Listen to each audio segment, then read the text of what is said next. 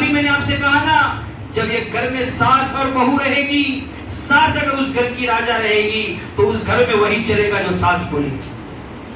اگر کسی گھر میں بہو راجا بڑی رہے گی، اس گھر میں وہی چلے گا جو بہو بولے گی. اگر آپ اپنے گھر کو کسی کے حوالے کر دیں گے تو پھر اس گھر میں وہی چلے گا جو پھر اس گھر کا ذمہ دار کہے گا. صاحب البیت ادری فیما فی، یہ گھر کے اندر کیا ہے وہ گھر والا جانتا ہے. تو آپ ان کے حوالے کر دیں گے تو پھر وہی ہوگا جو وہ کہیں گے. نماز گھر میں پڑھ لو، گھر میں پڑھنا ہے. جمعہ کی نماز گھر میں ہو گیا، گھر میں پڑھ لیں گے. لاک ڈاؤن میں آپ لوگوں نے پڑھ کر دکھایا.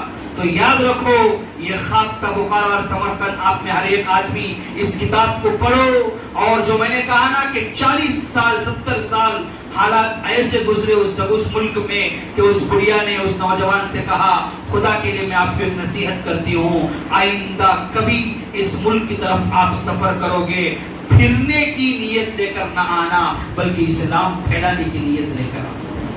تو یہاں دو چیزوں کا اس بڑھیا نے اسے سبق دیا. ایک تو امت جب علم سے دور ہوئی، جب امت نے علم کو چھوڑا اور دینداری کو چھوڑا، مدارس کو کم سمجھا، مکاتب کو کم سمجھا، مسجدوں میں آباد نہیں کیا. یاد رکھو، یہ سارے حالات جو آ رہے ہیں یہ ہمیں جگانے کے لیے آ رہے ہیں. کس لیے آ رہے ہیں؟ جگانے کے لیے. یاد رکھو، اگر اب بھی ہم نہ جاگے، ہماری زندگیاں ہو گئی 30 سال ہو گئے، 40 سال ہو گئے، کم از کم ان اللہ کے گھروں کو اس لیے آباد کرو کہ آپ کے بچوں کا ایمان بچ جائے. بہت بڑی بات کہہ رہا ہوں میں آپ سے، بہت بڑی بات کہہ رہا ہوں. اس مسجدوں کو، نمازوں کو کم از کم اس لیے آیا کرو تاکہ ظالم یہ دیکھیں کہ مسلمانوں میں اب بھی ایمان باقی ہے. آج تک میں نے آپ سے اتنی بڑی بات نہیں کہی، اس لیے اتنی بڑی بات کہہ رہا ہوں کہ ہماری زندگیاں 50 سال ہو گئی، ہماری زندگیاں 60 سال ہو گئی، ہماری زندگیاں 70 سال ہو گئی. ہم نے خدا کے گھروں کو جو ہے آباد نہیں کیا. اس کا حال یہ ہے کہ آج ظالم خدا کے گھر کی طرف انگلیاں اٹھا رہا ہے. کم از کم اپنے لیے نہیں، اپنے چھوٹے معصوم بچوں کے لیے آج سے مسجدوں کو آیا کرو، ورنہ کل آپ کے بعد آپ کے بچے آپ سے یہ جملہ کہیں گے، کاش میرا باپ مجھے پیدا نہ کرنا ہوتا، کتنا بہتر ہوتا. آپ کے بچے جملہ کہیں گے. کتاب آپ پڑھیں گے، آپ کے بھی رونگٹے کھڑے ہو جائیں گے. کتاب میں ایسے حالات ہیں. میں نے وہ 600 صفحات کی کتاب کا ایک واقعہ آپ کو سنا ہے. 600 صفحات حضرت نے جو کتاب لکھی ہے، اس کتاب کا ایک صفحہ آپ کو میں نے سنا ہے، اور ایک صفحے پر آج امت کے یہ حالات ہیں. تو اسی لیے ان چیزوں کو معمولی نہ سمجھو، لوگوں کے بہکاؤ میں نہ آؤ. یاد رکھو، کوئی ظالم کچھ کہے، خدا کا گھر ہی رہے گا. اللہ کا کلام ہی رہے گا. چاہے ظالم آتے جاتے رہیں گے. فرعون سے بڑا ظالم اللہ دنیا میں اب تک کوئی نہیں آیا، لیکن اللہ نے فرعون کی لاش کو بھی آج نمونہ بنا کے رکھا ہے. تو اس سارے واقعے سے یہی پتا چلتا ہے کہ حضرت علی میاں صاحب کا وہ قول اپنے دلوں کے اندر بسا لو اور دلوں کے اندر رکھ لو کہ علی میاں صاحب نے کیا کہا تھا کہ اپنے بچے کو اچھے کپڑے پہنانے سے، بہترین چیزیں میسر کرنے سے اور بہترین کھانے کھلانے سے یہ بہتر ہے کہ اپنے بچے کو کیا بنائے؟ سچا پکا مسلمان بنائے، سچا پکا دیندار بنائے. کہ مدرسے کا جو کپڑا ہے وہی کپڑا پہننا. اور دوسری قربانی، جو بچہ بال چھوڑے رہتا ہے مدرسے میں جانے کے بعد، یا تو آپ کو زیرو مشین کرنی پڑتی ہے یا کیا کرنا پڑتا ہے، پورا ٹکلا ہونا پڑتا ہے، صاف ہونا پڑتا ہے. ان قربانیوں کے ساتھ ایک بچہ جب مدرسے کو جاتا ہے اور وہاں پر ماں باپ کو چھوڑ کر آپ تو بہترین کھانے کی طاقت و قوت رکھ سکتے ہیں، بہترین پنکھوں کے نیچے سوتے ہیں، بہترین زندگیاں گزارتے ہیں، لیکن وہاں ماں باپ کو چھوڑنے کا غم، خاندان قبیلے کو چھوڑنے کا غم، دوستوں کو چھوڑنے کا غم، ماں کے ہاتھ کے بہترین کھانے نہ کھانے کا غم. ان غموں کے ساتھ بچہ جا کر مدرسے میں قرآن کو حفظ کرتا ہے. 15 سال 16 سال پڑھنے کے بعد آپ کی مسجد میں آ کر وہی بچہ آپ کا امام بنتا ہے، وہی بچہ آپ کا خطیب بنتا ہے. آپ نے کیا سمجھ لیا کہ مدرسے میں پڑھنا کوئی چاکلیٹ کھانے جیسا ہے، کوئی پکنک میں جانے جیسا ایسا ہے.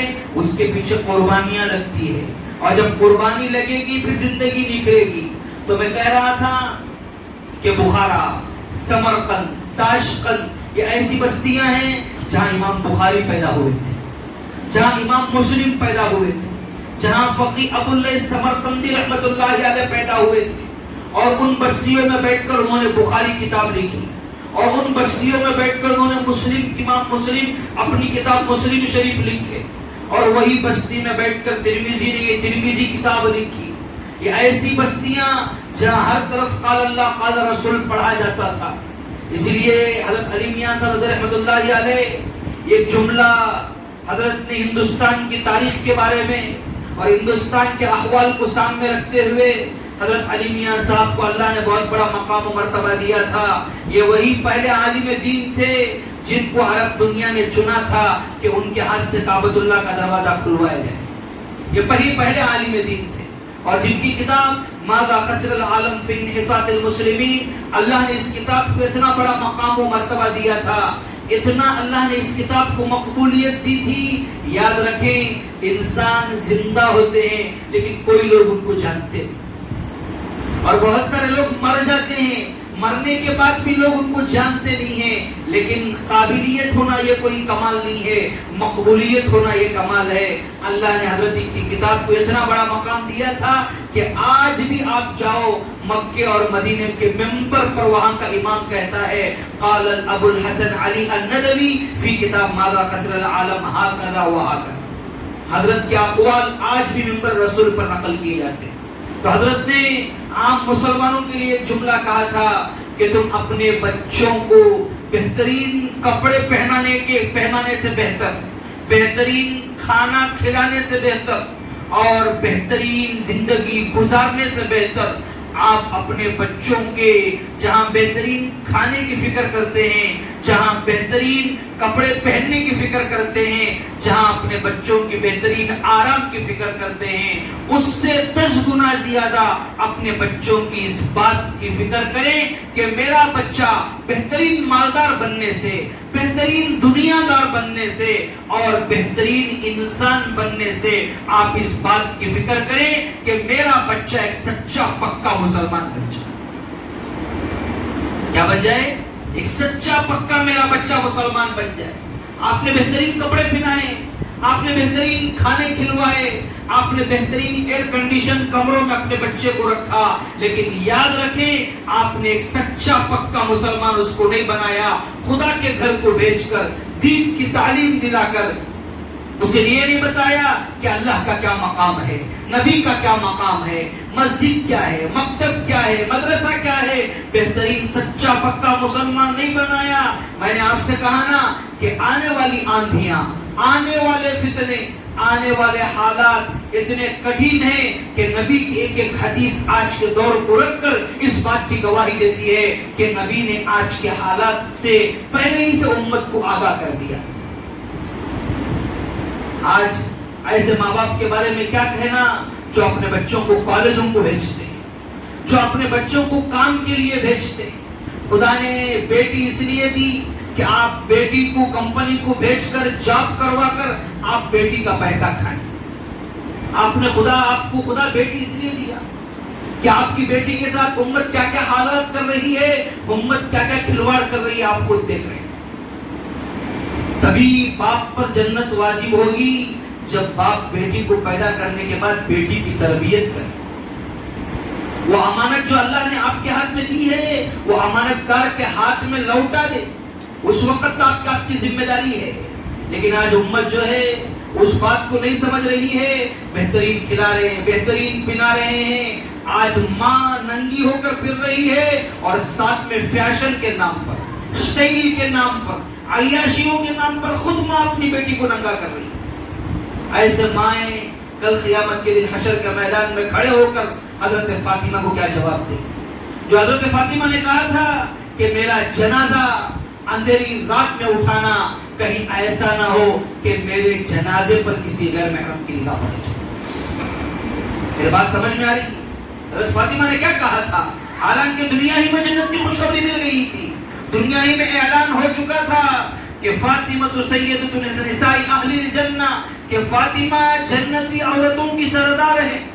اور اس سے بڑا مقام کیا چاہیے کہ حضرت فاطمہ اللہ کے نبی کی بیٹی تھی، اور اس سے بڑا اور مقام کیا چاہیے کہ خلیفہ چہارم حضرت علی رضی اللہ عنہ کی بیوی تھی، اور اس سے بڑا اور مقام کیا چاہیے کہ حضرت فاطمہ حضرت حسن اور حسین کی ماں تھی۔ اتنی ساری خوشخبریوں کے باوجود، اتنے سارے مقام و مرتبے کے باوجود، اتنے سارے حالات کے باوجود حضرت فاطمہ کا ڈر کیا تھا کہ حضرت فاطمہ نے حضرت ابو ذر غفاری سے کہا تھا کہ ابو ذر میرا جنازہ رات کے اندھیرے میں اٹھانا، کہیں ایسا نہ ہو کہ میرے جنازے پر غیر محروموں کی نگاہ پڑ جائے۔ تو حضرت علی میاں صاحب کے جملے کو یاد رکھنا، دلوں کے اندر نقش کر لینا، مکاتب کی اہمیت بتاتے ہوئے، مدارس کی اہمیت بتاتے ہوئے، ان مکاتب کو کم نظروں سے نہ دیکھنا، یہی وہ مکاتب ہیں۔ یاد رکھو، اگر آپ کا بچہ مکتب کو نہ آیا، اگر آپ کا بچہ زندگی میں کبھی مدرسے کو نہ آیا، یاد رکھو آنے والے حالات اتنے کٹھن ہیں کہ آنے والے فتنے آپ کے بچوں کو منٹوں میں لے کے اڑیں گے، منٹوں میں لے کے اڑیں گے۔ لیکن اگر وہ مدرسے کو آیا، استاد کے سامنے بیٹھا اور جو ہے اس نے علم حاصل کیا، تو زندگی میں کبھی نہ کبھی اس کے دل میں احساس پیدا ہوگا، آپ جیتے رہیں یا آپ مر جائیں یا آپ دنیا سے چلے جائیں، یاد رکھو دیندار بناؤ، دنیا دار بناؤ گے، مال دلاؤ گے، عیاشیوں پر لگاؤ گے۔ امت نے دیکھا ہے کہ باپ کا جنازہ مسجدوں میں رکھا ہوا ہے اور بیٹا باہر ملک میں ہے۔ امت نے دیکھا ہے کہ ماں کا جنازہ مسجد کے اندر رکھا ہوا ہے اور بیٹا باہر کھڑا ہوا ہے، اس بات کی فکر میں کہ کہیں میرے جوتے چوری نہ ہو جائے۔ امت نے ایسا وقت دیکھا ہے۔ تو حضرت علی میاں صاحب کے اس جملے کو اپنے دلوں کے اندر بسا لو کہ علی میاں صاحب نے کہا تھا کہ بہترین کپڑے پہنانے سے، بہترین گھروں میں رکھنے سے اور بہترین کھانے کھلانے سے کہیں اس بات کی زیادہ فکر کی جائے کہ میرا بچہ ایک سچا پکا مسلمان ہو جائے، میرا بچہ ایک سچا پکا دیندار ہو جائے۔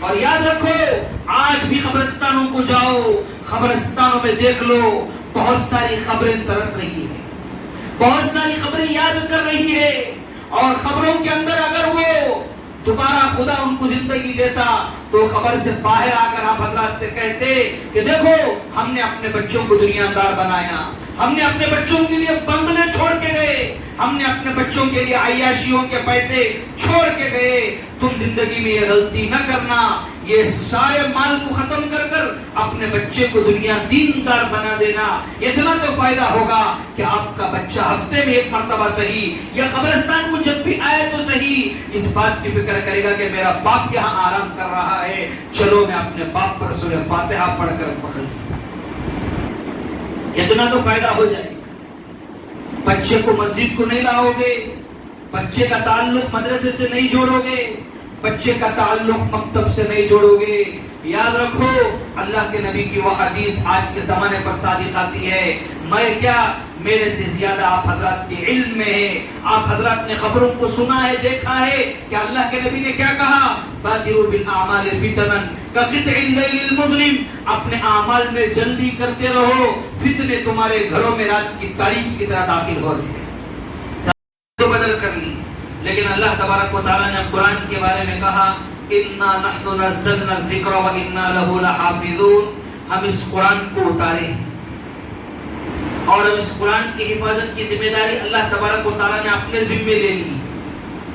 اب اللہ کے کلام کے بعد دنیا میں، پوری دنیا میں اگر کسی کتاب کا مقام و مرتبہ ہے تو اس کتاب کا نام ہے بخاری شریف۔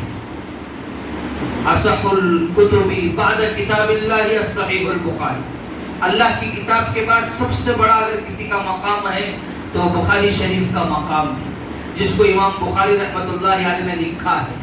ہر ایک حدیث لکھنے کے لیے امام بخاری وضو بھی کرتے تھے، غسل بھی کرتے تھے، وضو بھی کرتے تھے، غسل بھی کرتے تھے ایک حدیث لکھنے کے لیے، اور اپنی پوری زندگی کا سرمایہ بخاری پر لگا دی۔ اسی لیے کہا جاتا ہے کہ اس وقت تک کوئی عالم نہیں بن سکتا جب تک وہ بخاری شریف نہ پڑھے۔ صحیح ستہ، بخاری، ترمذی، ابو داؤد، ابن ماجہ، یہ کتابوں کا نام ہے، جب تک ان کتابوں کو کوئی عالم نہیں پڑھ لیتا صحیح ستہ، اس وقت تک وہ عالم نہیں کہلاتا۔ آپ نے کیا سمجھ لیا کہ علم چاکلیٹ کھانے کا نام ہے، علم جو ہے وہ مدرسے میں ماں باپ کو چھوڑ کر گزارنے کا